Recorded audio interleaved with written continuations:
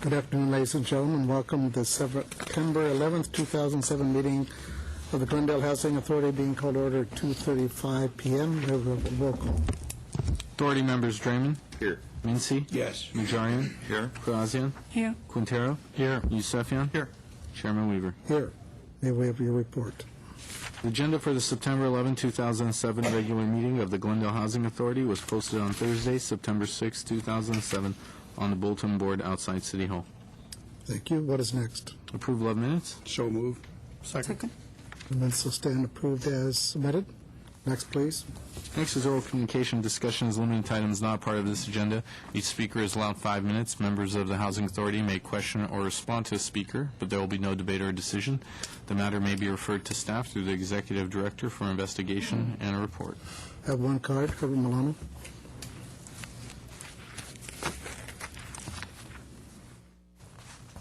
Good afternoon. My name is Herbert Milano, members of the Housing Authority and city staff.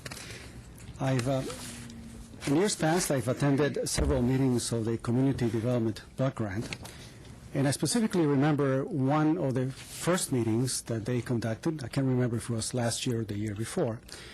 But in that meeting, the city spent a considerable amount of time with the members discussing conflict of interest issues and the Brown Act and other issues concerning their appropriate, should we say, conduct as board members. And there's a PowerPoint presentation.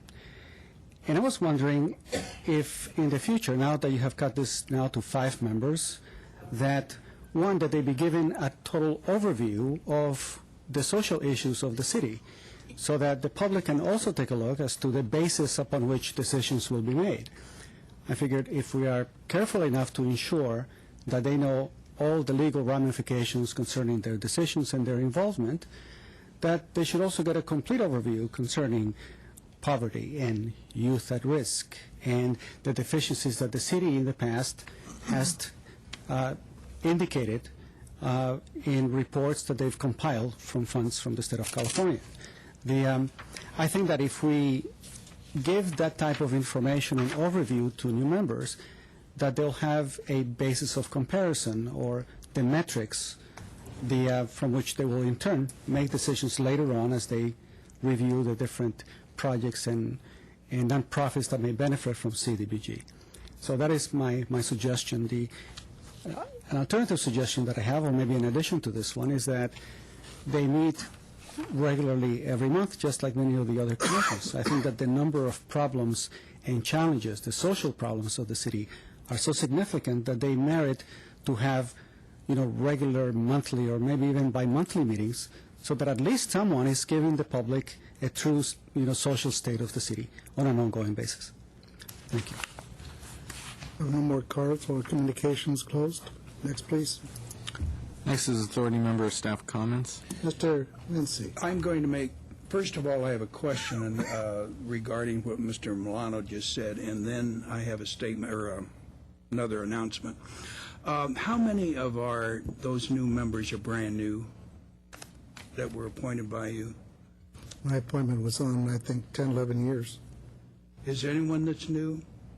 On the CDBG, new from the previous year?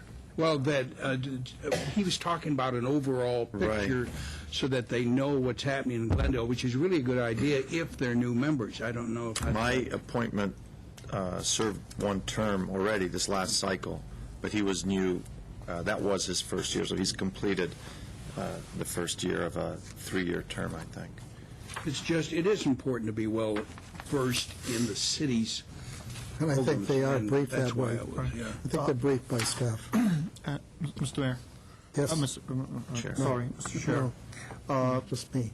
It is my understanding, according to my recollection, the person that I appointed had a 1-year term.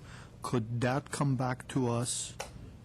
Because I think we all had different terms for all of our appointees. We staggered them. So if we could get that back to see if we have to either reappoint them for a 3-year term, or how does that work? Ms. Blake. Mr. Chair, members of the Housing Authority, we'll send out an update on the names and the dates and the terms of expiration Thank for you very everyone. much. We'll get that this Appreciate week. Any other comments? And then I would like to make an announcement, especially to those that are watching us. On Saturday, this Saturday, September 15th at 1 p.m., Habitat for Humanity's new project on Palmer Street is having the ribbon cutting. And if you have never been to one of these, it's in the Adams Square district. The address is 900 and 904 East Palmer. If you haven't been there or seen one of these, let me recommend it, because just to see those folks' faces that are getting those homes, those new homes, is really wonderful. And I do recommend it's at 1 o'clock on Saturday, the 15th, 900 and 904 East Palmer. We certainly would like to see you there. Thank you, Mr. Chairman. Thank you. If there's no other comments, what is next, please? There's no new business. Is there a motion to adjourn? So moved. We stand adjourned at 2:40 p.m.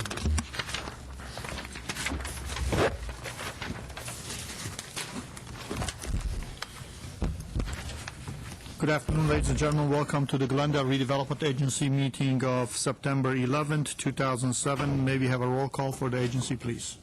Agency members Draymond. Here. Najarian. Here. Quintero. Here. Weaver. Here. Chairman Yusefian. Here, may we have your report, please? The agenda for the September 11, 2007 regular meeting of the Glendale Redevelopment Agency was posted on Thursday, September 6, 2007 on the bulletin board outside City Hall. Okay, what's next, please? Is there a motion to approve the minutes? So moved. Second? Motion second. The minutes will stand approved as submitted. What's next, please? Next is oral communication. Discussion is limited time is not part of this agenda. Each speaker is allowed 5 minutes. Members of the redevelopment agency may question or respond to a speaker, but there will be no debate or decision. The matter may be referred to staff through the executive director for investigation and report.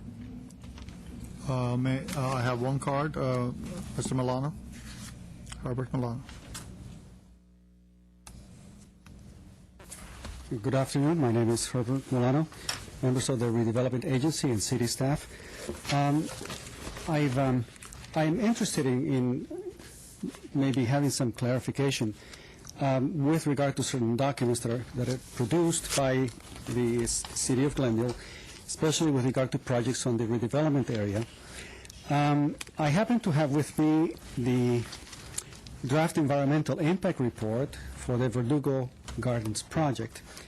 I happen to have this one simply because I missed speaking on the prior project, the hotel on Maryland and Wilson.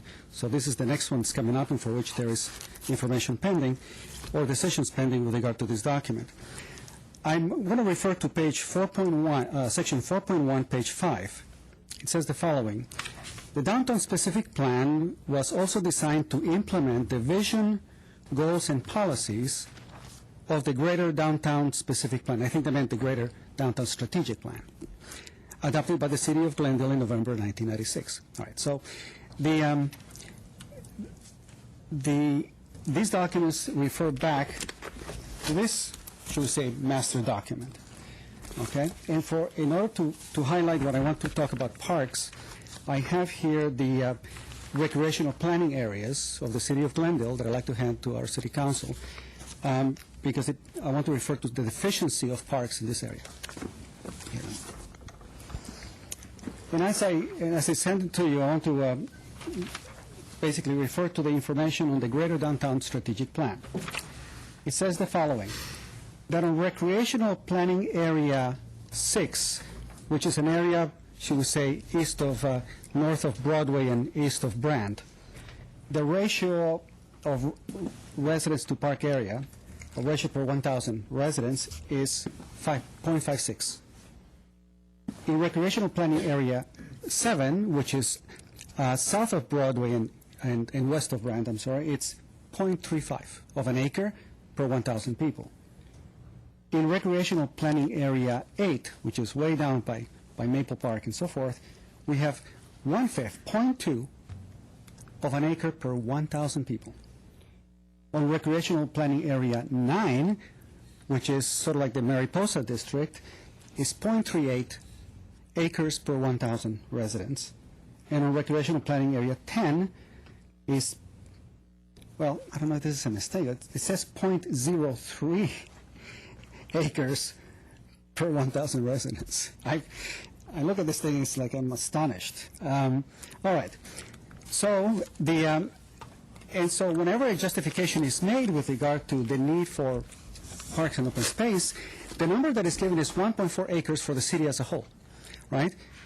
But you all know that neighborhood parks attend to about a couple of acres from the center, and the community parks, a little bit larger, but still within that area. So I don't think it is fair to establish a comparison of the citywide ratio of 1.4 acres per 1,000 people when there's construction taking place in these areas, and this is what should be, relevant and germane to a discussion of the goals and objectives, of the city. So, according to this document on the environmental impact report for this project, there are 51 projects which are either proposed or approved for a total of 7,126 people. Okay?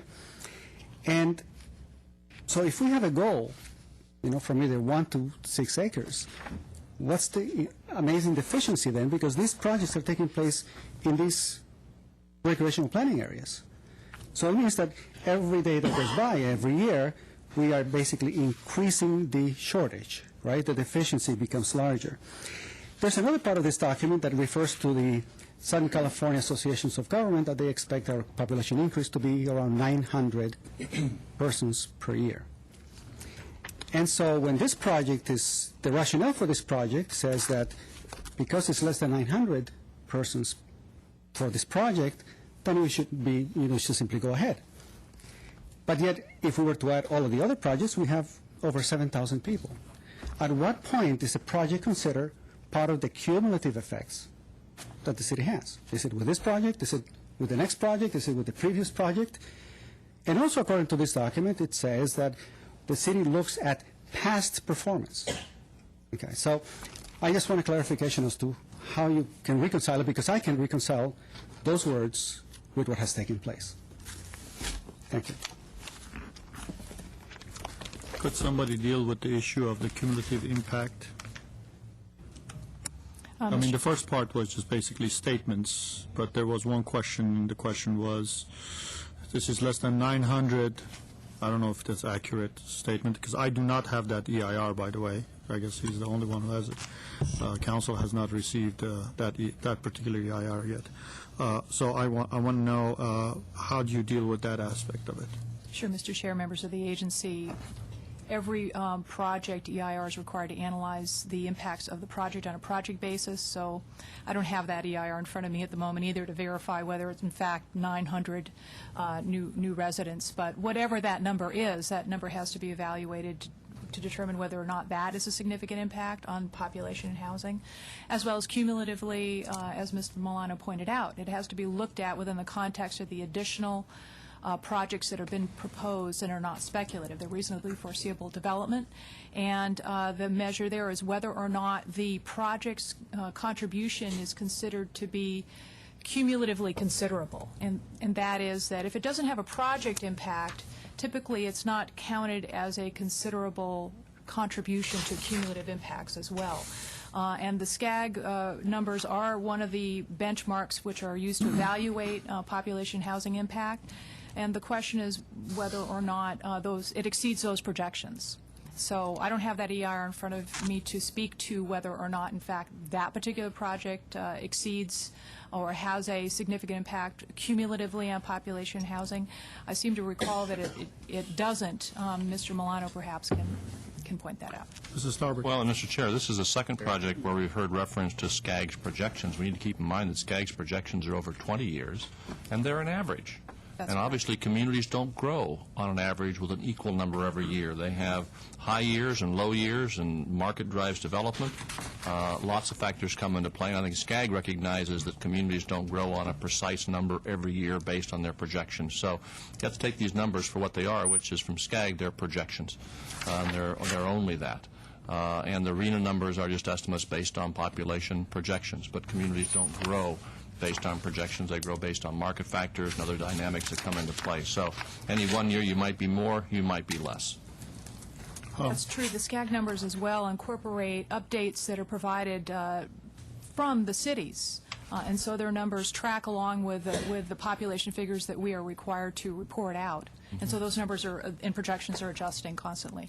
I understand that, but I think the verbiage in here, which I just got, basically says, as discussed in the section 4.2, population and housing of the EIR between 2000 and 2030, 2030, so it's a 30-year projection. The city is expected to experience a population increase of 26,908 persons, or approximately 900 persons per year. The proposed project is expected to generate 613 persons, which is below the expected annual increase. For this reason, the proposed project does not conflict with this goal. Okay?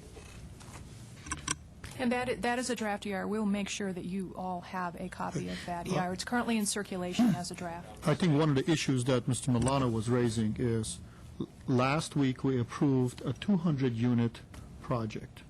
If in that 200 there's 2 people, that's 400 people. So if what he's asking for, I guess I'm assuming that's what he's asking for. If you take that 400 and let's say we approve this year, there is 400 and then there's another 600 in here, and if we approve another project that has 100, so does that have a major issue, or this language that is used in here is even appropriate language? We will need to respond to that comment. We will take the comment that has been made today as a comment on the draft EIR. And We should take it as a comment and respond appropriately. There will be a written response to that comment that will be incorporated into the final EIR. Mr. Chair, if I can, on the question you asked, I think it does raise a question, irrespective of this specific EIR, but we've seen it referenced before. I really think it's something we should look at relative to the way the language is used in these EIRs, because SCAG's projection is a projection. It's not a goal. It's just a projection of what they think is likely to happen over a 30-year period of time, which then begins to drive a number of things in the planning area. But to then take that estimate and set it up as if it is a goal, or you're under or you're above it, obviously you're going to be whatever it is, and SCAG's projections are a 30-year projection of what they think, everything being equal, growth would likely be in a community like Glendale. To use it like it's a hard and fast rule seems to me to be a misuse of the numbers, frankly. And that's correct. The section that you were reading from, the question there that's posed is whether or not the project, as proposed, conflicts with the goals. And so that was the answer to that particular provision, was does it or does it not conflict with the goals set forth in the projections of SCAG, and it doesn't. And staff is not the one who writes the EIR. No. It's the consultant That's right. that has been hired. They're the ones who write the EIR. But nevertheless, I think that question has been asked, and I think you would look at that as we deal with the other EIRs that is coming. That was my last oral communication. Oral communications closed. What's next, please? Comment. Mr. Weaver. Yeah, Mr. Milano brings up about Area 10. I knew that back in '97 when I talked about taking a lot that is now where the Embassy Suites is going to be built and put a park in. My colleagues told me no, that should be used for something else. A park could go elsewhere. When we talked about the area across the street, when I laid it out and could put at least 2 soccer fields and other space across the street in that area, the vote was 3-2 to put in Ralph's Market and the other shopping center, rather than put in a park in the area most in need in Glendale, over and above South Glendale and West Glendale. Not that many opportunities open that the City Council can sit and look at big enough areas like this that are assembled under one ownership that we can indeed put a park in. There were opportunities, and there were 2 that were passed on. Now we'll get TOT out of the Embassy Suites, and we get some revenue out of across the street, but the kids are the ones that are suffering for that. This was prior to my election, and actually everyone's election on the dais, but I agreed with Mr. Weaver at the time. He missed a tremendous opportunity across the street, as he says, what's now the Ralph's building. That was an incredible opportunity to do a large-size park, and in fact there could have been some commercial development surrounding what should have been park space. Churches could have stayed. Yeah. Well, but I think in that respect, I think this council has taken some steps in a small way, not Yeah, huge I'm just way, but in saying. a small way, Big since parcel. we've been in, and we have opened up more mini parks in this area. Well, just since you've raised it, I wouldn't editorialize it as in a small way. You have in 5 years built 7 mini parks. You have more on the horizon. You've purchased over $30 million of open space. The 7 mini parks, although we call them mini parks, on the average they cost you about $4 to $5 million apiece to build and construct, and they're still underway. So We're that's- talking about Area 10. well, Area 10, I think we got 2. My only point is you can't find many Talking about- sites to put a couple soccer fields on.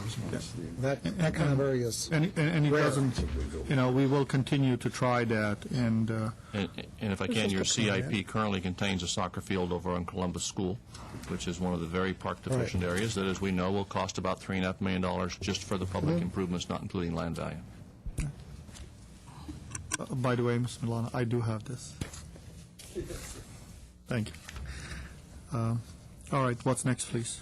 6 is a business agenda, and at 6A is a public hearing. Director of Development Services regarding parking exception for Kanam's Judo Club located at 3710 San Fernando Road. At 6A1 is motion approving a 15-space parking exception. With that, I'll go to Mr. Lansing. Mr. Chairman, members of the agency, this is a request for parking exception for Keenan's Judo Club at 3710 San Fernando Road.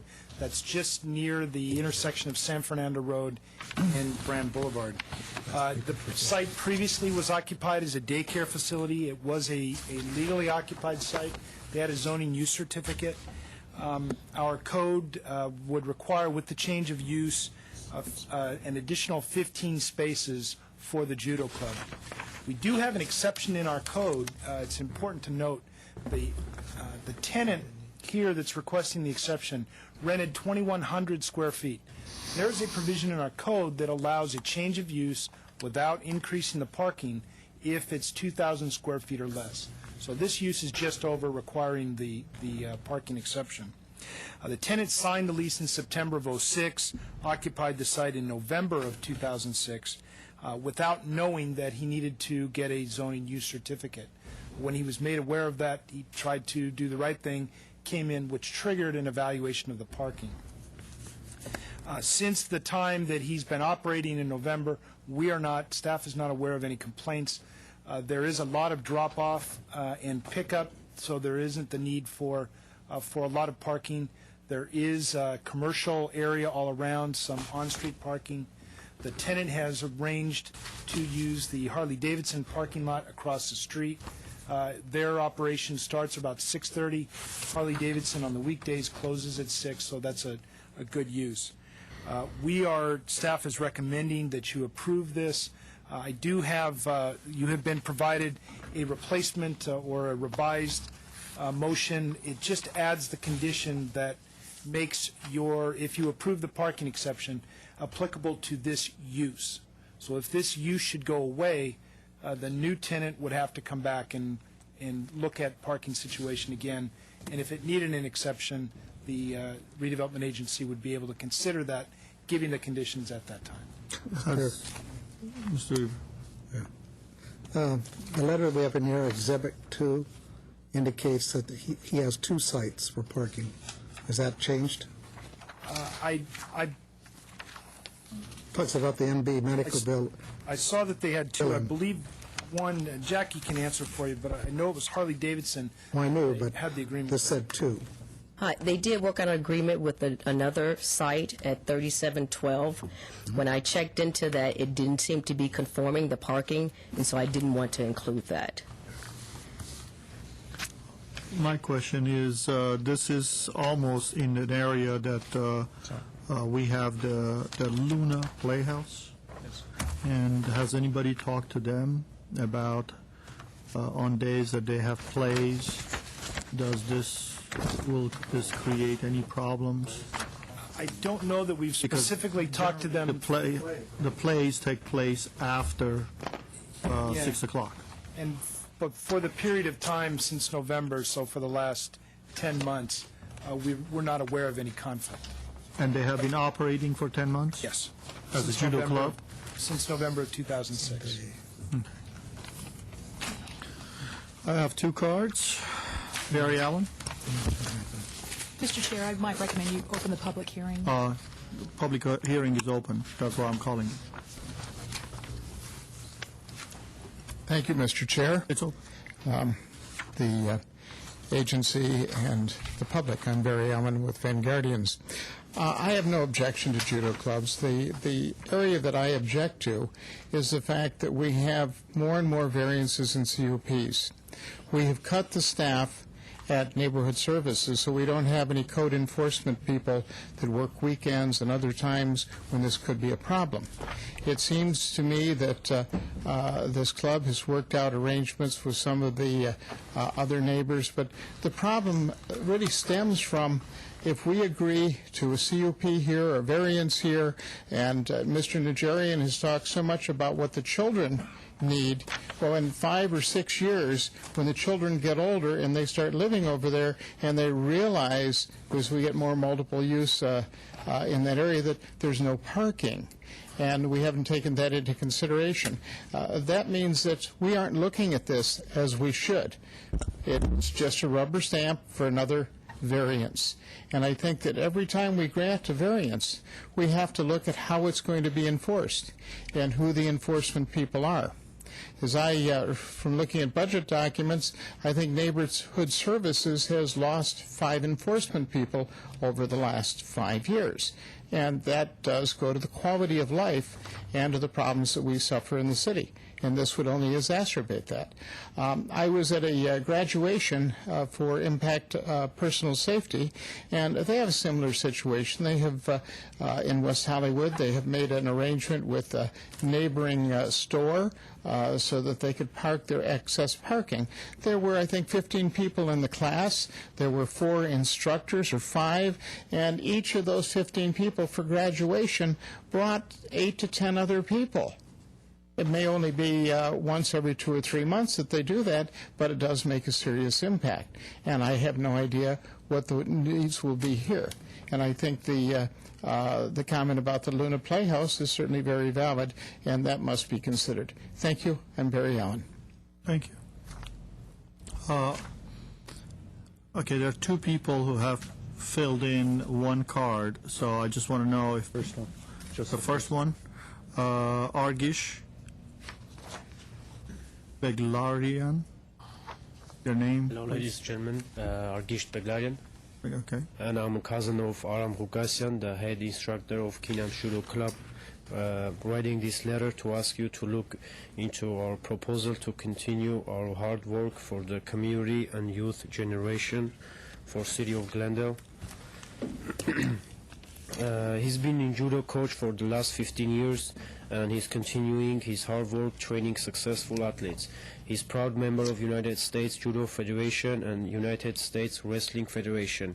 Kina's Judo Club has moved to 3710 San Fernando Road, Glendale, in November of 2006, and is continuing its operation until as of today. Somehow, we're having difficulty to get approved for our license from the City of Glendale because of parking situation.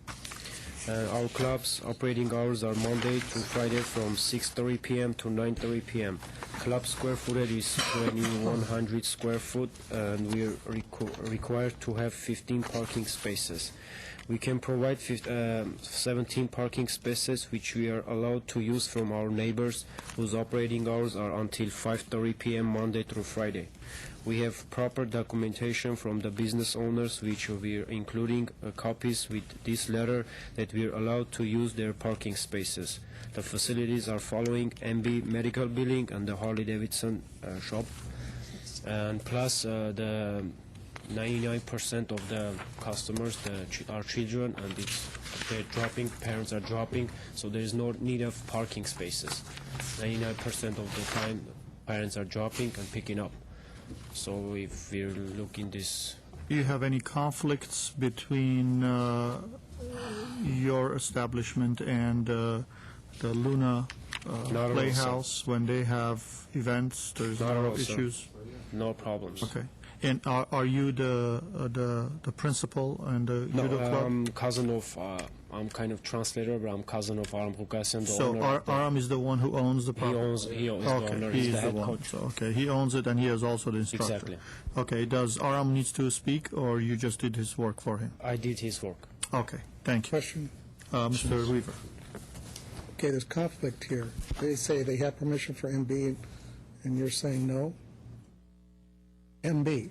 You just said MB Medical is giving them permission. I asked the question, are they in or out? And how many spaces if they're in? I spoke with the owner of that company, and she did give them the okay to use that space. When I looked at the space, it's legal non-conforming is what it appears to be. They're using it as a parking lot, but it's not striped, so I didn't want to So allow there really them are to... no parking spaces there. Right.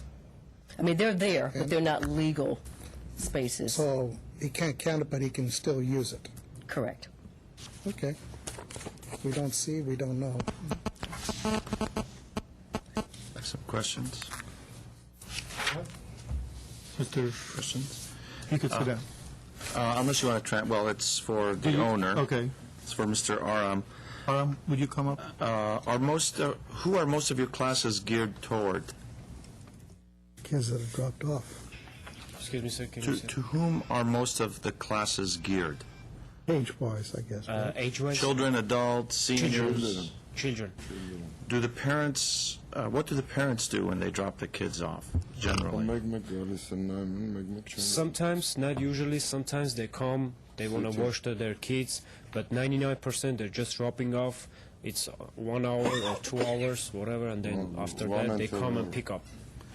And what is the early, I see your hours, but is it true then that the earliest during the weekdays that you start are 6:30 p.m.? Yes. Because children in school. There's in school. Morning time in school, evening time. Are you willing to obtain a lease from Harley Davidson for the spaces instead of just a letter that says you can use them?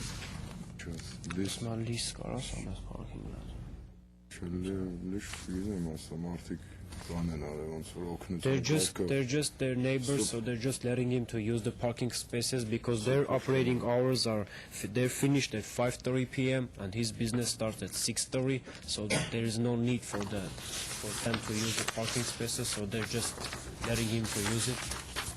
And the parking that's across the street, is it right at the corner? I'm concerned about the crossing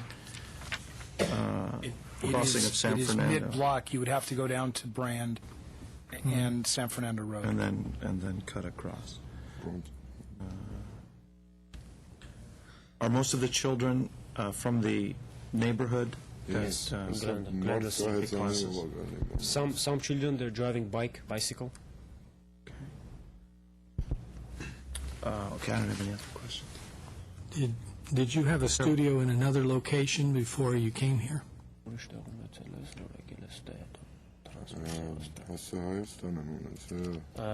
Not in the United States, back in Armenia. Okay. And how many students do you have? 20, 25. Right now? About 25? 20, 25. And very few, you don't have many teenagers or adults that... 99% are children, not even teenagers. Okay. Mr. Weaver and I were looking for a place to do some sparring, so I thought maybe you might accommodate... Speak for yourself. You're more than welcome. His students might take you, though. No, I'm strictly with Weaver, not with the students. I ain't going there with either one of them. I have a question on the same line as Mr.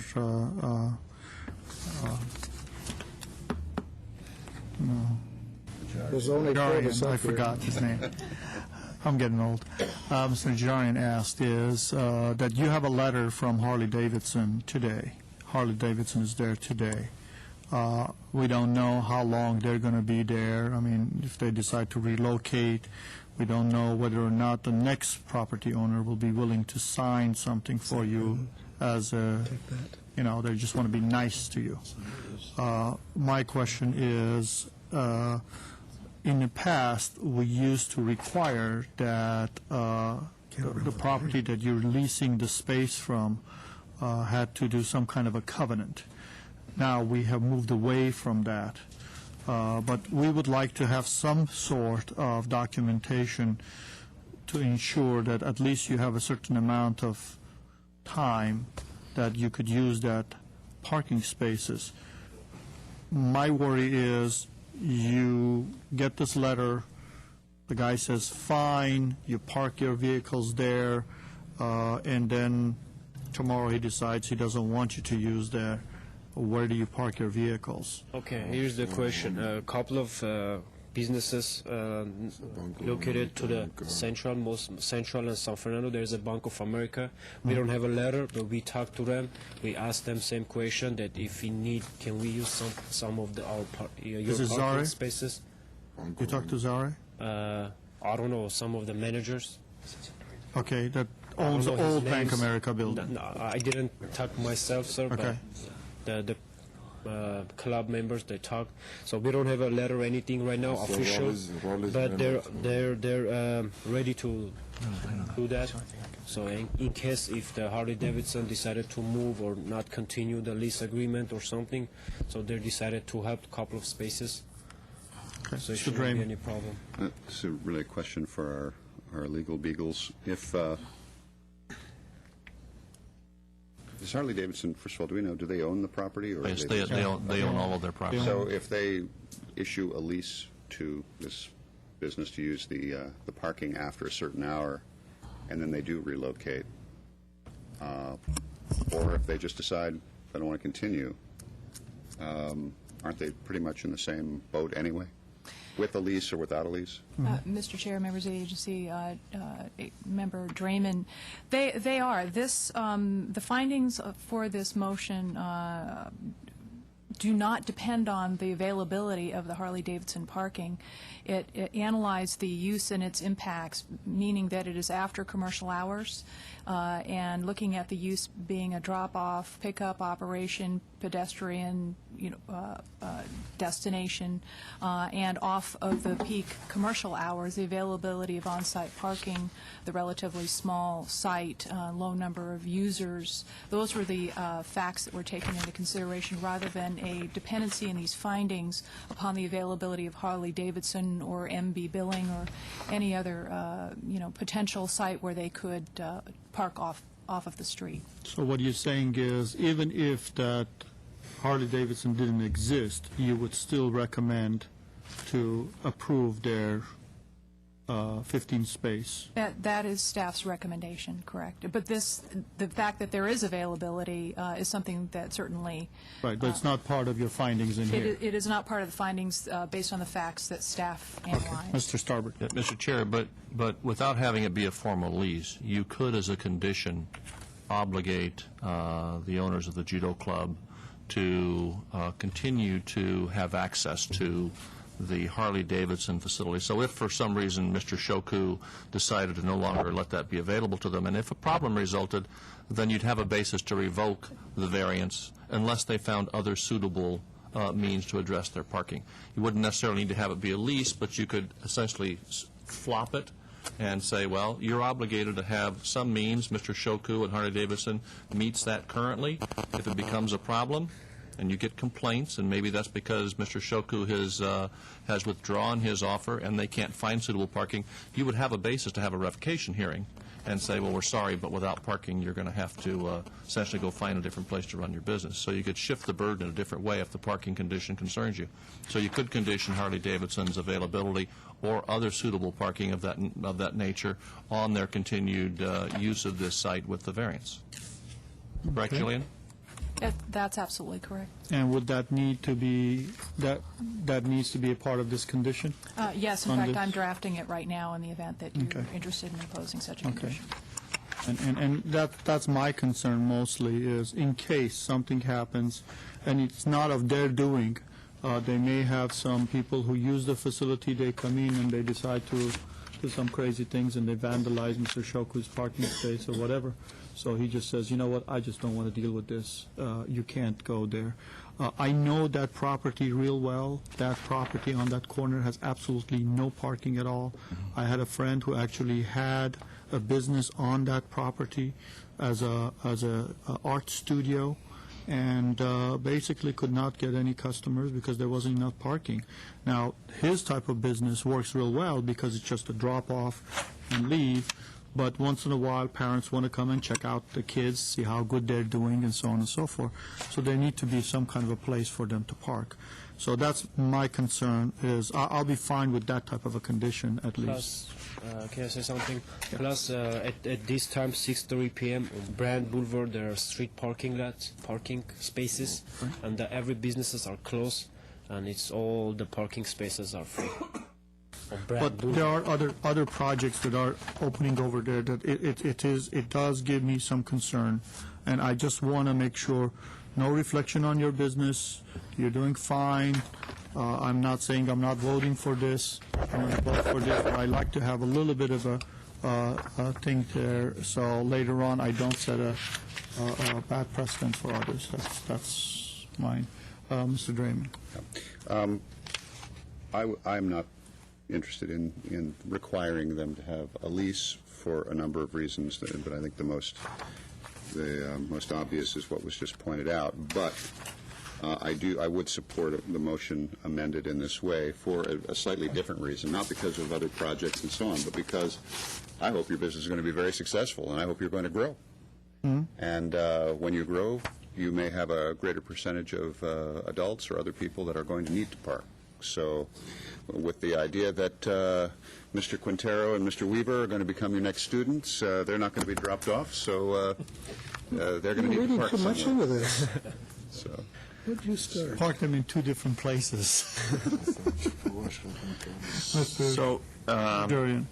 Mr. Chair, if my colleagues have made the comments, I would like to move the item with the recommendations that they have parking available, not necessarily a lease. Could you read that, please, into the record? Yes, here's a stab at it. It would, something like this, that during Keenum's Judo Club's use and occupancy at the site, the club shall secure an arrangement to use the Harley-Davidson, including but not limited to via a lease, the Harley-Davidson site for parking. That'll be my motion. Second. No, Including but not limited to. It's not a lease. Not just, I'd rather Could be a word it a little lease. bit different, either Harley-Davidson or any other location nearby. But it's not necessarily a lease. No. We're not paying No, anything. no, not Not lease. limited to. That's the but not limited to. No, If but they when could you say secure a lease- lease, that would be okay, A lease or or some other You could say the parking needs to be made arrangement. available to them. It may be nothing more than the Through a informal lease approval now. or other Well, I don't means. think you need the additional words in there. You just say the parking as they've described at Harley-Davidson needs to be made available to them, or suitable replacement parking. But I'm getting tied up on the word lease. Lease usually I'd take lease needs out. money. I'd take lease out. Then it would just be needs to be made available. arrangement to use. Right, arrangement is a good one. Arrangement We don't need to lease in use. there. That's how it'll read. That would be the motion. Second. Just a quick question. Go ahead. Say it's a franchise. I mean, who is Keenum of Keenum Judo? Just out of curiosity. Yes, I am. That's him. My middle name. Middle name? Well, what I guess I'm getting is, what is Keenum? Is that a name? Is that a type of judo? His middle name. It's like kind of a tradition. His father, they called him like Keenum. It's not a real first name. It's like kind of a nickname. They called Keenum his father. They called him Keenum. So it's like family, kind of family names, something like that. Thank you. Mr. Chair, I'm recommending one more addition to that, and that it specifies that it's nearby. I'll accept that Right. as maker. Okay, and the second is okay with that? Yeah. All right, there's a motion and a I just second. have one comment. Don't get too settled in there. You look at this, 10, 20 years, it's going to get redeveloped, that whole corner, because there is no parking. Somebody's going to come in there and either put a medical building in there because of proximity to the memorial or housing. That's the premier corner coming into Glendale. It's not going to stay that way forever. Or he's going to buy the whole building and make a You probably huge got judo 5, club. 10 Like you years at said, the least. business is going to grow, he's going to move somewhere else. Right. Buy a big In place. the medical center. He has professional athletes. They're Yeah, like she's gonna take all of them. California champions. So maybe a couple of years he has like, world champions. Okay. There's a motion and a second. Roll call, please. Agency members Draymond. Yes. Najarian. Yes. Quintero. Yes. Weaver. Aye. Chairman Yusefian. Aye. What's next, please? Thank you. Thank you. At 6B is public hearing, Director of Development Services regarding identity signage for Daphne's Cafe located at the Glendale Marketplace. At 6B1 is motion approving a sign variance for size and location of Daphne's Cafe. At 6B2 is motion denying the sign variance and design for a tenant identification signage for the marketplace. And at 6B3 is motion approving the sign variance and design for a tenant identification signage for the marketplace. Okay, and with that, I'll go to Mr. Lansing. Mr. Chairman, members of the agency, the signage that's proposed at the Marketplace, let me back up. The Marketplace is a redevelopment project that was built in 1997. As part of that project, it had a sign program that the agency at the time approved, outlining what types of signage could be used in the center. With the decline in patronage, the owners, the Eagle Group, has been trying to do different things to try and bring life back to the center. The Outback restaurant that you had discussed earlier and approved some modifications to the agreement is part of that. They have also brought Daphne's from the Glendale Galleria. Their lease was set to expire. Daphne's was looking for more exposure and wanted to be on Brand Boulevard, and this looked like a good location for them. This item is really two parts: the signage specific to Daphne's and then some tenant identification signage that's proposed. So we'd like to take them in that order. Daphne's, because of their location, if they were to put a blade sign that is Wait. Describe Blade. Blade sign is a projecting sign from the There you go, see? It's flat on the wall. It's flat, and it projects out over so that you can see it when you're perpendicular. Because you're using a terminology that is not generally known to all the public. I think of ice skates and Blade. Very simple. If you have a sign that goes against the wall, it's flat sign. Well, that's what I wanted to If you go say. this way, this is a blade sign, this is a flat sign. Okay. Blade sign would project out from the wall. From the wall itself, perpendicular to the wall. Right, 90 degrees to the wall. Because Okay. of the location of this spot, it's in a curved area, a blade sign is not visible from either Brand Boulevard or Maryland. What Daphne's is proposing is to use what's called an under canopy sign, and that's what you have in your packets as Exhibit 1. The under canopy sign is allowed by code, but it is not part of the sign program for this particular project.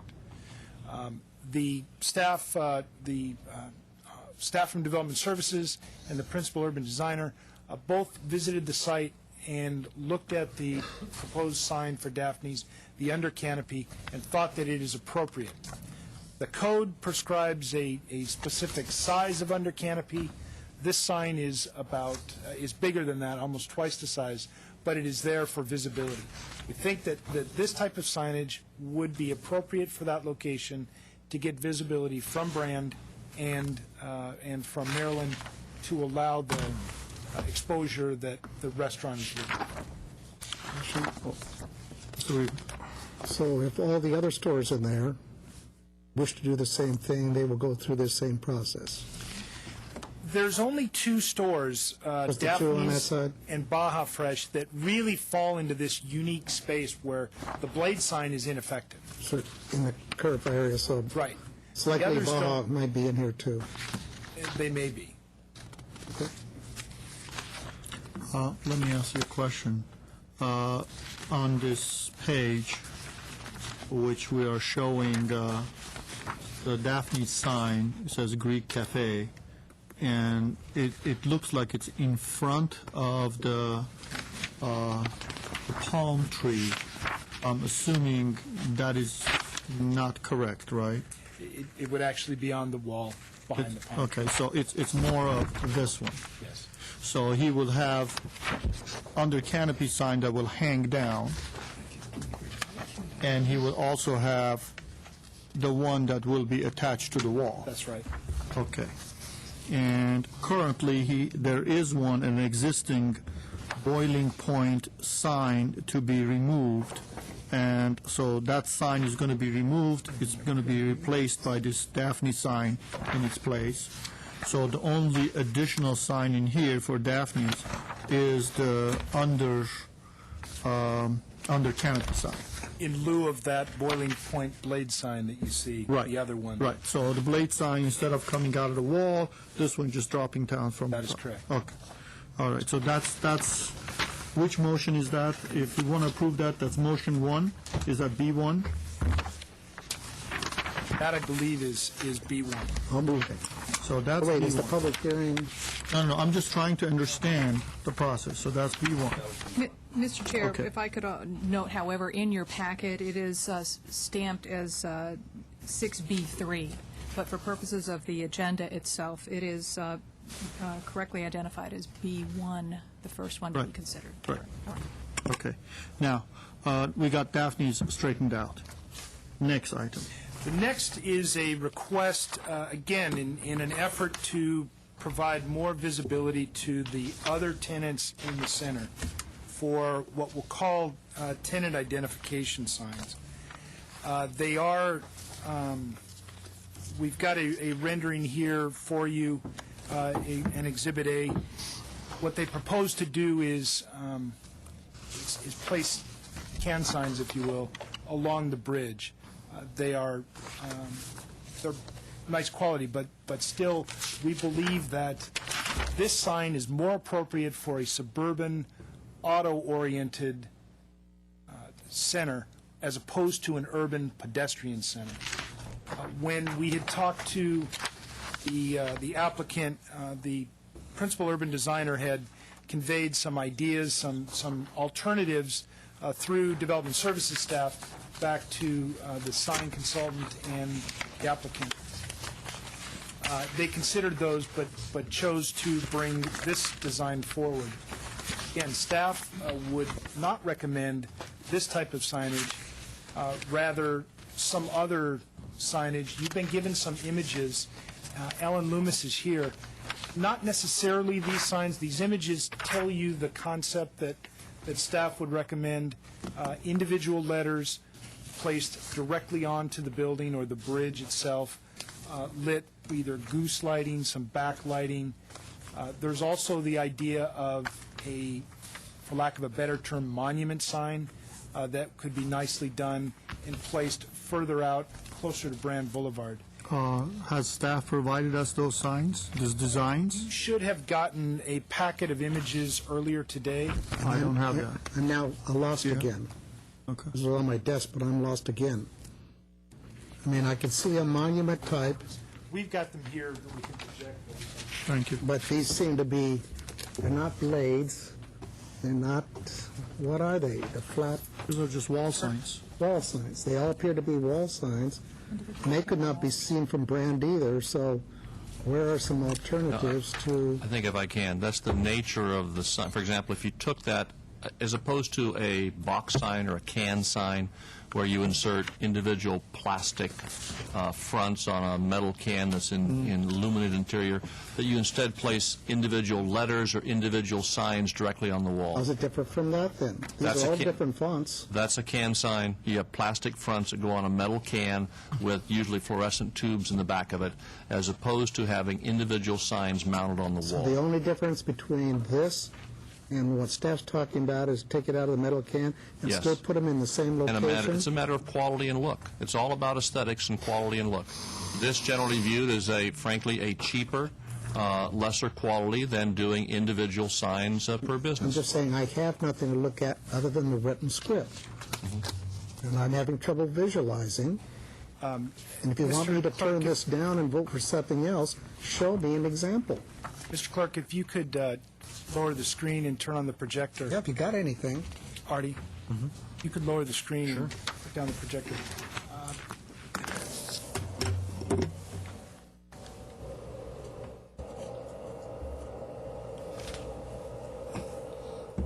Tell me about the continuous metal screen and the lighting. I can't visualize it.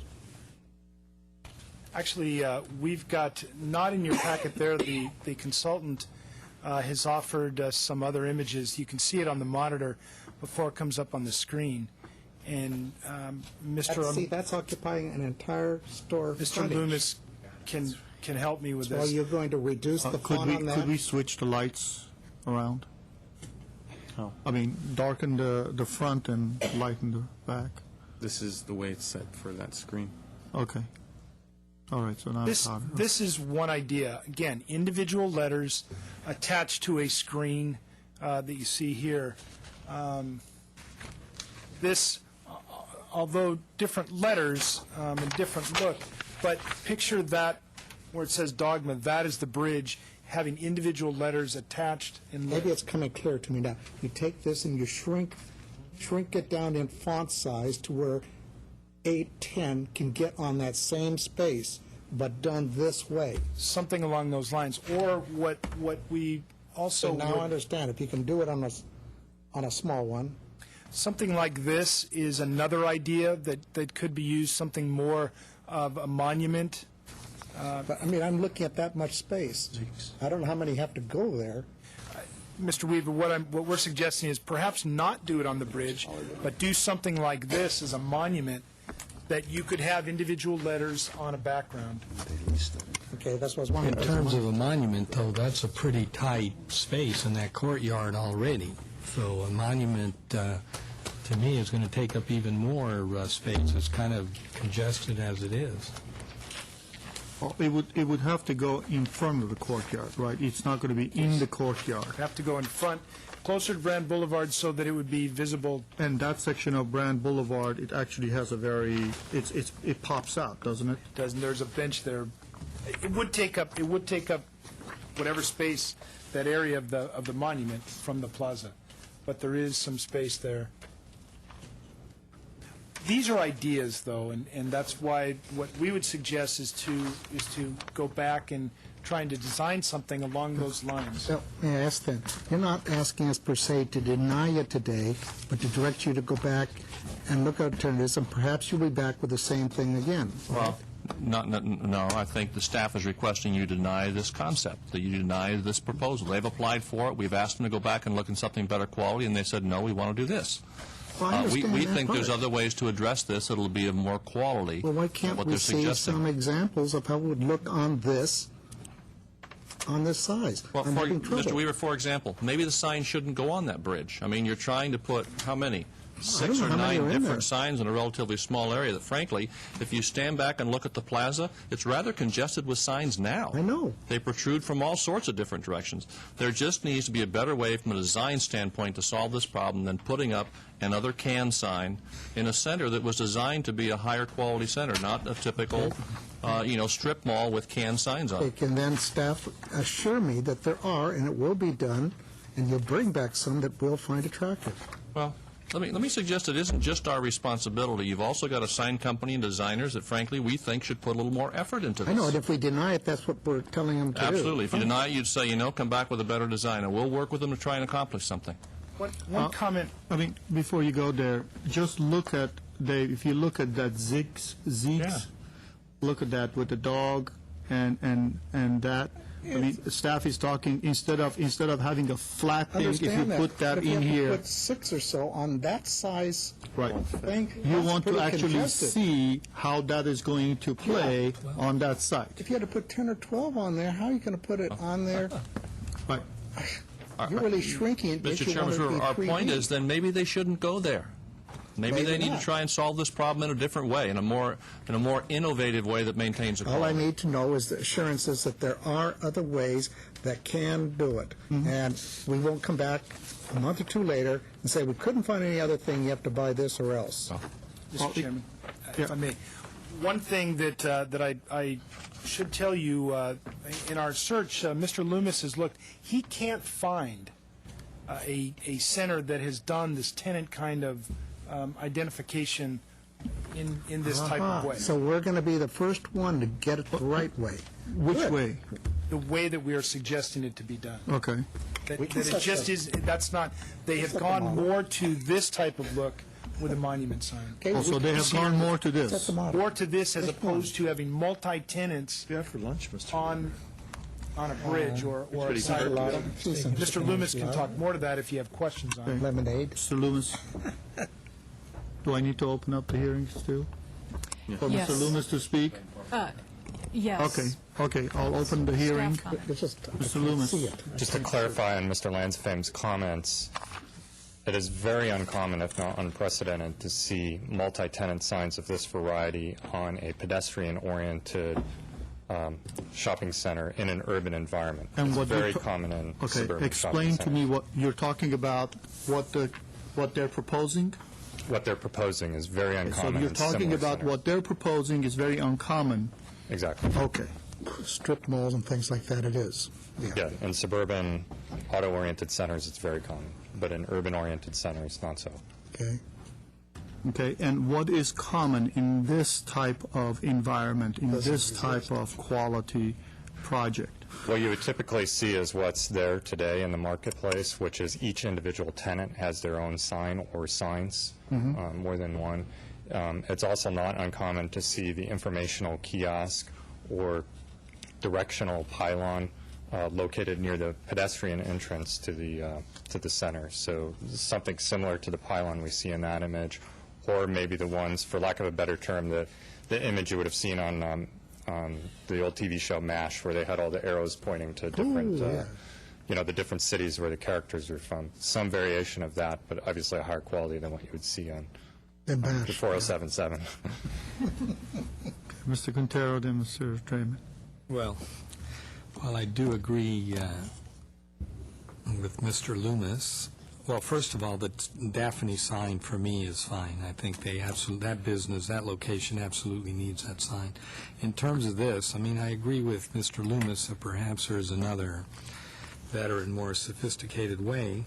However, quite frankly, when you look at the list of businesses that are there, Cold Stone Creamery and Panda Express, et cetera, I mean, it is what it is. I mean, I can't imagine that this tenant mix is going to change too much more.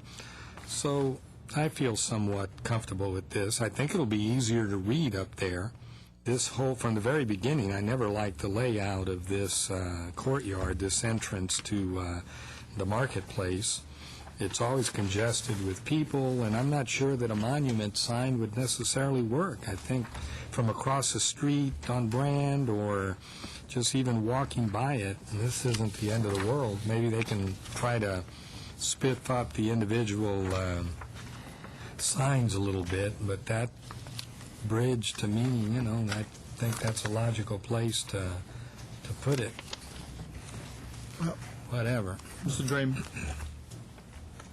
I actually didn't have my hand up. I was just, but I might as well give a comment. I saw a hand go up. But I might as well give a comment now. I guess that's never stopped me in the past. So, the Daphne sign, Chair, I don't have a problem with. I would have a problem if all of the tenants in that center were asking for under canopy signs. I would, but the two that are on the curb, I certainly understand that, and I think the under canopy signs work well. I have some experience with business districts and so on, so I don't have a problem with that. Personally, I don't. This is just personal preference. I don't care for the sign on the bridge for a number of reasons. One is whether it is this kind of signage. Or a different type of signage applied to the bridge, I think is going to be so small as to be inconsequential and defeat the reason for even having it there, other than just to say we've done something. I would like to see a monument sign. I disagree slightly with Mr. Quintero on that. The mix is what it is there, but the whole idea is that you still want to get foot traffic in there to these businesses, and therefore I would prefer to see a monument sign so that those tenants, whether they're national retailers or chains or what have you, have an opportunity to have exposure closer to Brand Boulevard. So, even national chains can go away. They don't have business. So, anyway, that would be my first choice, would be to have a monument sign of some sort, something that gives them the tenants greater identification from Brand Boulevard. Where this is, it may satisfy the need to be able to say to tenants, I've given you signage, but I don't think it's going to do anything in there. You look at that, even that photograph, this image here, and it is so, it is just a photograph filled with visual distraction, just a whole lot of visual imagery that's just all over the place. I think it's going to be lost and not worth the effort or the money, and I don't think it'll do the tenants much good there. So that's where I'm inclined. I would say let's come back with something else in place of that. Mr. Weaver? I feel the same way. I think the monument sign, I don't especially like that architectural design on it, but something where the tenants change, you can switch in and switch out the names of them. I'm guessing that we're almost going to have to look at putting it somewhere on the sidewalk areas, especially if you put one out on Maryland for traffic going up and down. I don't know if we've ever allowed that, to have a monument sign on Brand or Maryland. This may be a first, but maybe it's appropriate in this case. I don't know, but I'd like to see a better architecture, but it belongs out there. Putting that cross corridor, you're going by, it's so busy, you're not going to be able to look in there and see those signs to distinguish while you're moving. So it's got to be out there and maybe it's got to be backlit so you can see it at night. Mr. Najarian? Well, the way I look at it, this is a special location. This is basically ground zero of the resurgence of Glendale's retail. You're going to have the Americana across the street, a Galleria, a revamped Galleria coming in. I think this is aside from its geographic location, this is a very well-built center with the overhead lighting, the canned lights, the spotlights. You've got very expensive wrought iron lights hanging on the side. The polished wood of the entrance to Daphne's lends a certain type of panache. That's got to be an expensive squirting frogs water feature there. And many people are attracted to the facility because of those frogs and the unique design and articulation and the colors and the features that are present. So you've also got a two-story issue going with the open atrium feel. So I think it's only fair. You're going to have Outback with its, I think they've got that bright red neon lighting sign that's out there. So I think it would be very good if the sign architect would go back and come with something that's a little more fitting to the quality of the center. I think it'll help, keep consistent with the expensive features and improvements that are already present there. I see there's some nice flooring. I don't know if that's a polished marble or something right in front of Daphne's, but that's an expensive center. It's going to be right in this, ground zero of the action in Glendale. So I think something a little more articulated and artistic than the proposed walkway sign would be called for. But I have a question, just to step back, on this whole blade sign. I'm looking at page 7 of 9. This is what's described as a blade sign. No, that's under canopy. That's under canopy, it's hung. See, it's hanging from above. This is described as a blade sign. It's a new illuminated double-faced logo blade sign. So I didn't make that up. That's Staff that. wrote it wrong. I'm not sure who wrote that. This is from the consultant. Okay, I think that's not what we refer to as a blade sign. Right. But then also it's the under canopy sign is described. It looks like it's the same picture. So Yeah. if that's just a misprint, I think so too. Yeah. that's why I had a little confusion as to what was the blade and what was not. Well, just you're an by- attorney, you catch those. If these The blade, he may be a blade Okay, sign off if it's this way. so off the vertical It's feature, above, not the under horizontal. canopy. I don't have a problem with that, per se. I think the Daphne's, the blade sign is more along the lines of the type of signage, and they do have that problem specifically to that particular spot because it does curve inward, and it might be often overlooked by folks strolling by or driving by. So Let me ask you one question.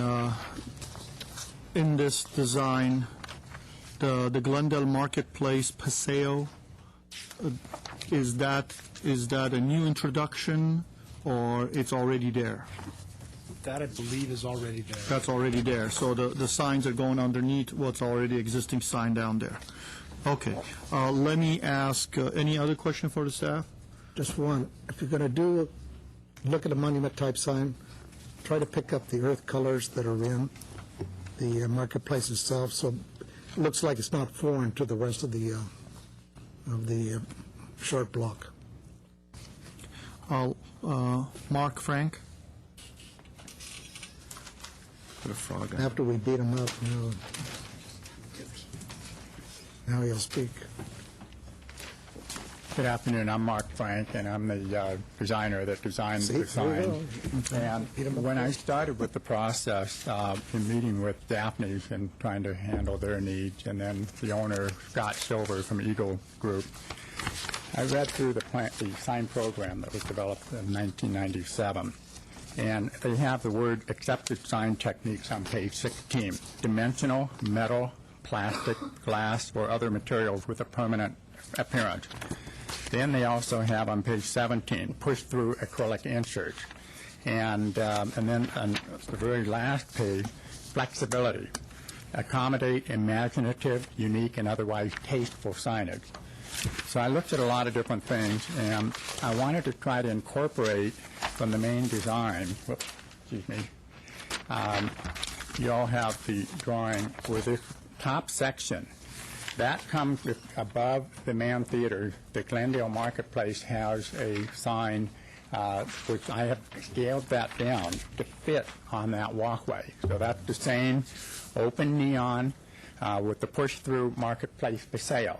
Okay, same design and without reinventing a new look. Then the marquee letters that are on the panels, those are 14 inches high, about this high, and they're 57 inches long.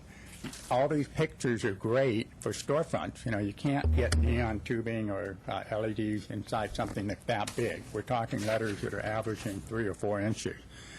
The one thing that would help, which you guys don't have, and you ladies, we have, unfortunately, I didn't know, I could have brought a PowerPoint presentation. If you take that one picture, to help understand the panels, they're not the inexpensive plastic-based panels. They are a push-through, half-inch dimensional letters. I have a picture, bear with me. Somebody? Okay, you're looking at those pictures. Imagine that sign scaled down to 14 inches to 57 inches wide. That's the look that we were trying to create. Now, the background plate, I noticed that you mentioned the fog display. This is like a copper patina or dark bronze patina. The background behind these panels can be the dark bronze, similar to the dark bronze frame that we see there. But when I was looking at this criteria, again, tasteful signage, I was trying to create something tasteful. I started out originally with everybody's round, different odd-shaped logos on the 5-foot by 20-foot, 23-foot background. Got a little too busy, whether you put spotlights on it or backlight it or whatever. And we have 12 names up there. So I was trying to keep something that was tastefully done with this type of look that could have LEDs or neon inside these so-called cabinet. Also, if you look on one of the exhibits, the side profile is it's not a flat can mounted flush to the wall. It is pegged off the wall. I believe you all have this detail here, and if you look at the side section, it says TBD, to be determined. So it's not flush to the wall because of the cornice trim with the Glendale Marketplace letters above. We want to keep that on the same level, so it's floating off the wall. And so we have a step, you have a pan face 1.5 inches deep with those push-through letters.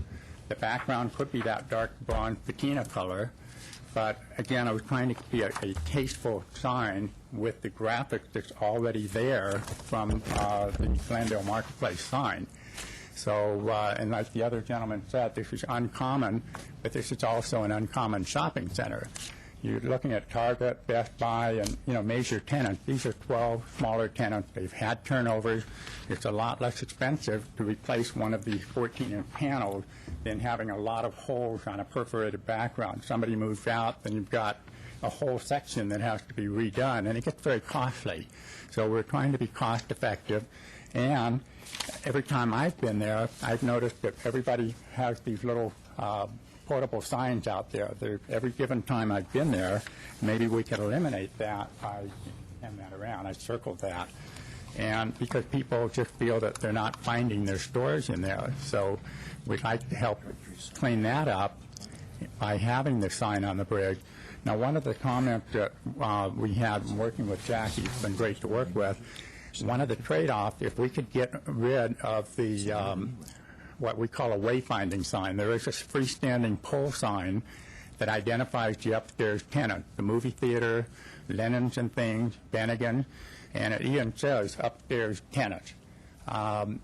We can't get rid of that because those people, they would have a lawsuit on the landlord real quick if they said they're coming down in lieu of getting the other panel, the other sign on the walkway.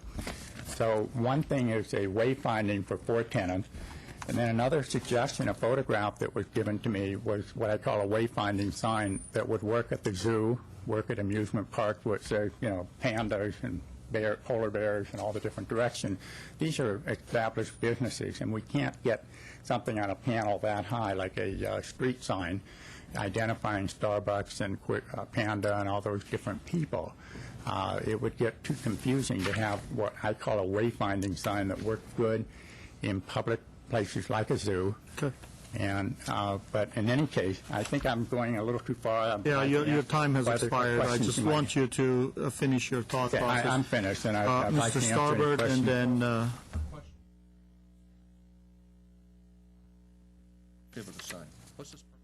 It's so that when people are walking on Brand Boulevard and they can look over and see that this is a directory, a menu of who is in that courtyard. You're not trying to reach.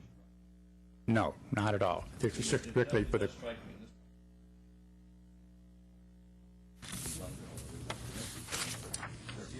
Large planter areas out in the right-of-way. It does seem to me that that maybe it's not keeping with anything else we do, but you have area out in that parkway area that you could look at a nicely designed sign that would catch pedestrians and let them know the nature of businesses that are interior in the marketplace, as opposed to, frankly, more clutter inside.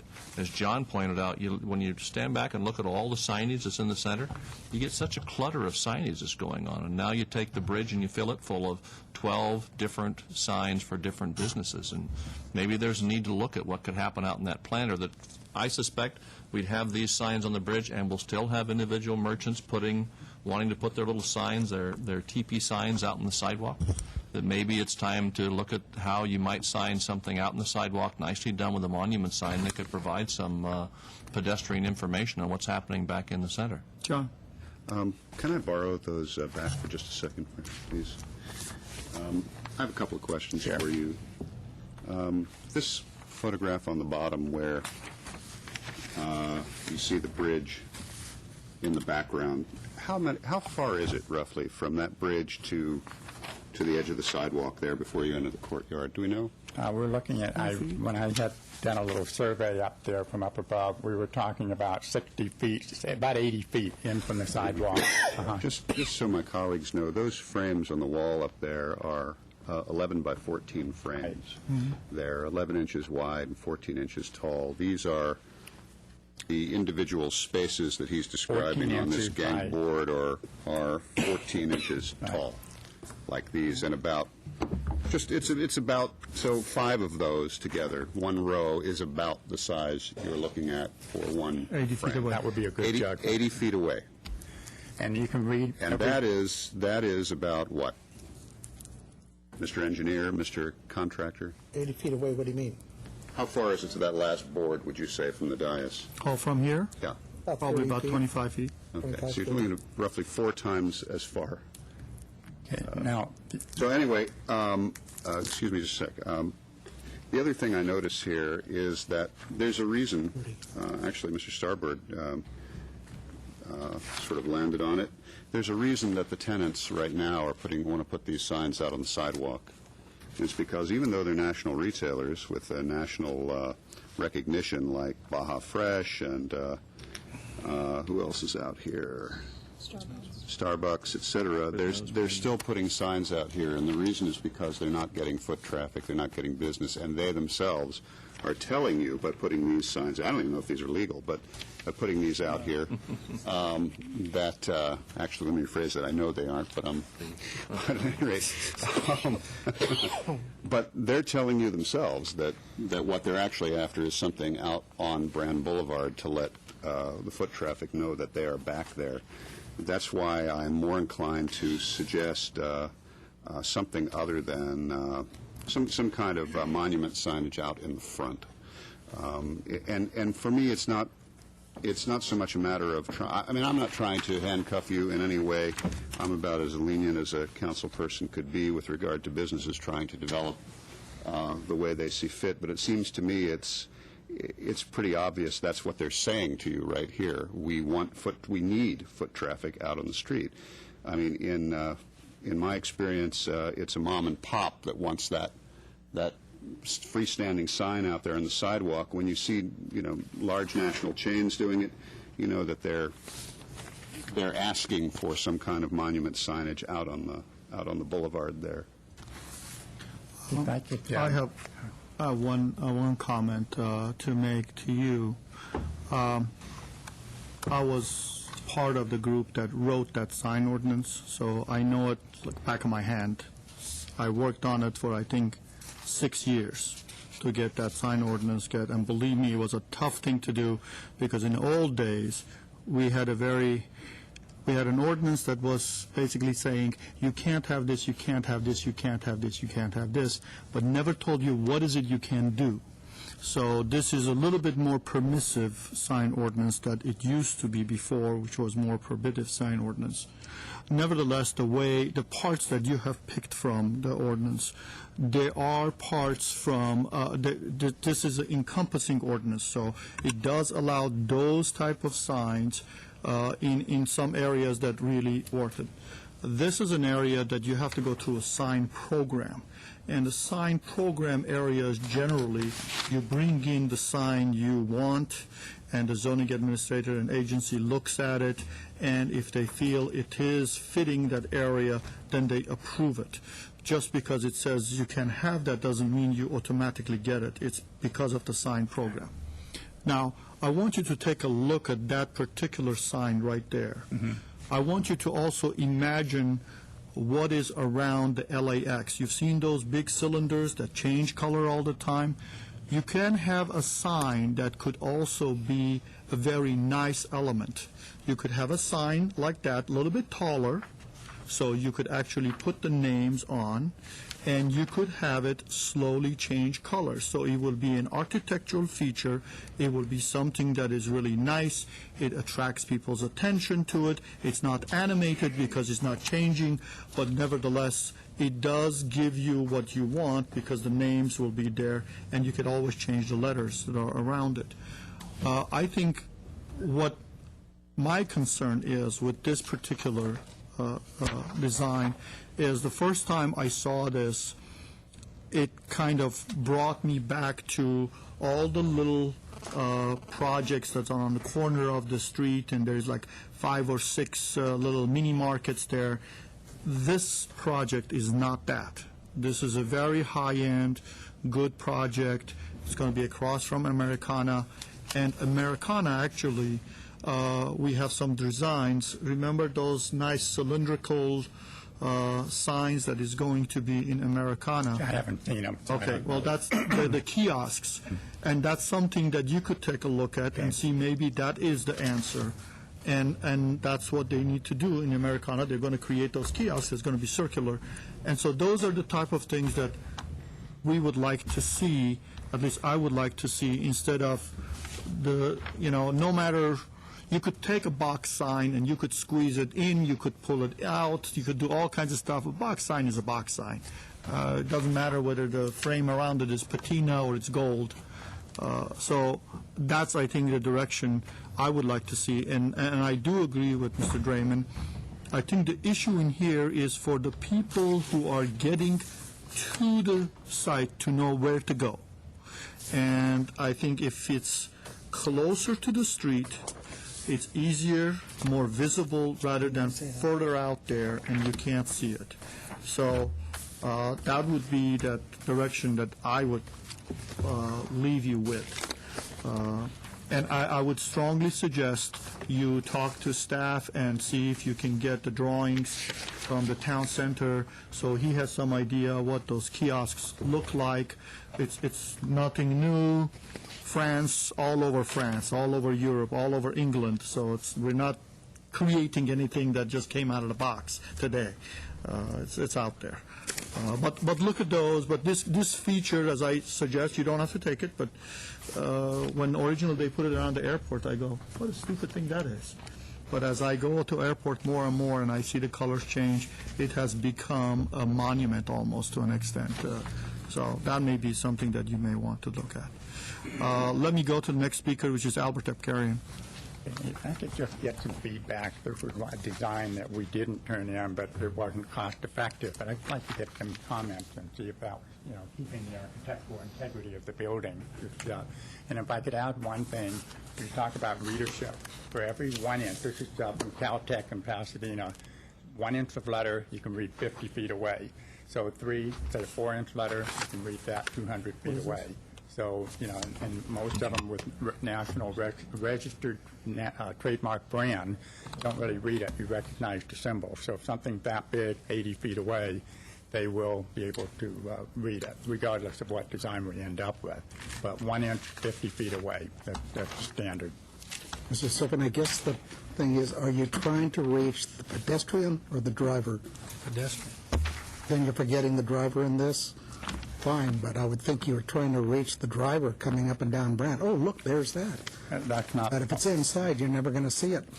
I was more after the pedestrian foot traffic. Yeah, I think that's the first question. This was a design, and there's that little thing in red, which is to kind of, show you where we were trying to find that footprint, but it really wouldn't work. I think that's the first question Mr. Silver has to answer. Is he trying to reach the driver or just the passerby walking? Why don't you answer that? Yeah, I just wanted to answer that briefly. The study you're talking about, though, it has nothing to do with this kind of application. Those are general studies, and I've seen them because we deal with signage all the time. That is, can you make out a sign? Can you make out lettering from a given distance under absolutely optimal conditions, not in a visually congested area, not with trees, not with any of that? I mean, so, to me, that is, that study you refer to has absolutely nothing to do with application. It just has to do with, standards of human vision. So We're trying to reach the people in that courtyard off of Brand, not the pedestrian traffic. But that was the basic sign originally taken onto the walkway. And for me, that's the beauty. I mean, I think we would have asked for the Paseo, right? Big time. And the whole problem with the Paseo is too narrow. As you drive by, your eye cannot see far back because it's so narrow. Well, I apologize for my vote on that project at the time. I thought it was too small to begin with. Yeah. But that's the design was presented. We didn't submit that because it wouldn't work, and that was just one of the earlier designs. So, but regardless of that, still a good project. I'm not saying that this is a bad building. I think look at what Americana's doing and take it and see what we can, but I want to step carrying. Who's been waiting patiently? Mr. Chairman, members of the Redevelopment Agency. First of all, on behalf of the owners, we definitely appreciate the Daphne's sign being approved. That's very important. A couple of things that I want to mention. There's been a lot of discussion. Business is declining. A lot of negative vibes coming in reference to the actual marketplace itself. Since the new owners have taken over the place, we've done everything we've promised we were going to do. We said we were going to bring in OPAC, we did. We said we were going to improve security. We got Crusoe Security to now secure the place. If you go to the place, there are the same things that would happen. The frogs were not working at the time my clients took them over, and now they are. We brought in Daphne's, bringing in a very large national video game company called Play and Trade, which will really improve the site. They told us that the chairs and the tables are too old, and they asked us to change them. Every single chair and the table and the place will be replaced, and if any nonprofit would like to take the old ones, they're more than welcome to have them. So I just wanted to kind of give the indication that the center is doing well. Lennon, and things have opened. The center is basically rejuvenated, and based on the information we've got, we wanted the Daphne sign. The other sign was put in there based on budgeting. I would like to have a $20 million house up in the mountains somewhere in Beverly Hills. I can't because my pocketbook doesn't let me. That's probably the same reason why you didn't get a huge monument sign up front. With the issues that this center has had in the past few years, getting it back to where it's in blue, of course, is a priority right now at this point. We will look at some signs. The owners will look at some monument signing in the next 24 months or so in reference to that particular location. It's not something that we can take a look at with the type of direction that the council has given us or the redevelopment agency has given us today. One more thing I would like to ask you, please, is that you can't dictate to the owners what you want. You can work with the owners, make recommendations, and sit down with them and kind of shape what you're looking for. But when you dictate to the owners what you want and tell them what you want and say, if you don't take this, then you won't get it approved, that creates a very, very negative feeling. It creates a feeling where it's not going to be what we want. As Mr. Starboard mentioned, they don't want it, they don't have to have it. Well, that's a wrong attitude. You want something productive, we can sit down, we can talk about it in the long run, but when you tell people, this 4 designs are it, and take it, we want it to be exactly like this, you can't dictate to the owners the exact sign. You can tell them general ideas and have them be creative and let them do what they need to do. I do understand the recommendations made. I appreciate your concerns, and thank you very much for allowing us to speak. Thank you. I have a question. Where is Mr. Abkarian, where is a proposed tenant going to be placed, a video company? The video company will be where the old... CompUSA? No, Quiznos was. That location. The CompUSA, we are still, there are a number of legal issues that are being worked out currently, but there will be a tenant, and that place is paying rent, but it's not actually occupied at this point until the legalese are over. My understanding was Walgreens was coming in, is that correct? I'd rather not comment on it until all of the issues are resolved and all the issues. I'd rather not say anything on Mr. Lansing. Mr. Chairman, just a clarification, lest you start getting a lot of emails and the owners start getting a lot of emails. This is not a video arcade. It is a store that sells video games. That's correct. They will have some test stations, but it is not an arcade. Yeah, I apologize. Just clarification. It is just a location. It's a large national retail store where they actually sell video games and trade video games. That's what they do. Translation, Mr. Abkarian will be buying a lot of stuff for his kids. My son will be very happy. He's already waiting in line. And I will be very happy. Thank you very much. I appreciate it. Thank you. Okay. All right, I move... is there a motion for 6B1? I move 6B1. Second. There's a motion second. Roll call on 6B1. Was the public hearing closed? Public hearing is closed. Thank you very much for reminding me. Agency members Draymond. Just for clarification, this is to approve the Daphne sign? Yes, that's what 6B1 is. Agency members Draymond. Yes. Najarian. Yes. Montero. Yes. Weaver. Aye. Chairman Yusefian. Aye. Is there a motion for 6B2? So moved. Second. So a motion and a second with comments, of course. We gave you some directions. Roll call, please. Agency members Draymond. Clarification, please. We've given them some options or directions, but but the options and directions are not what we're voting on. No. So, All we're saying is, Just voting denied. go That's what back, come back That with was my something point at the different. very beginning. so then I'll be voting no. Okay, next. Najarian? Yes. Quintero? I'm a bit confused here. This is a motion to deny the sign I'm going to variance. come back with options. It's motion I to have that deny wrong, this. then. I'm sorry, then I have that wrong. Okay. I am going to vote to Do-over. deny, yes, do-over, to borrow your phrase borrowed from me, a do-over. So it's aye. Do we need It's some an aye. official? So it's an aye. Withdraw the vote. Yeah, I'd like to ask you to withdraw the vote. I'll second it. Yes. No, is there a motion for reconsideration? No. No. The vote was not Not finished on the completed, motion, okay. so he's Right, just so he withdrawing. withdrew his motion, so roll call again on 6B2. Agency member Grayman has voted aye. No, Najarian? he's changing his vote. Yes, to aye. To aye. Aye, yes. Just wanted to All right, point that yes. out to him. Quintero? Yes. Weaver? Aye. Chairman Yusefian? Aye. Is there a motion to adjourn? So moved. Second. We're adjourned.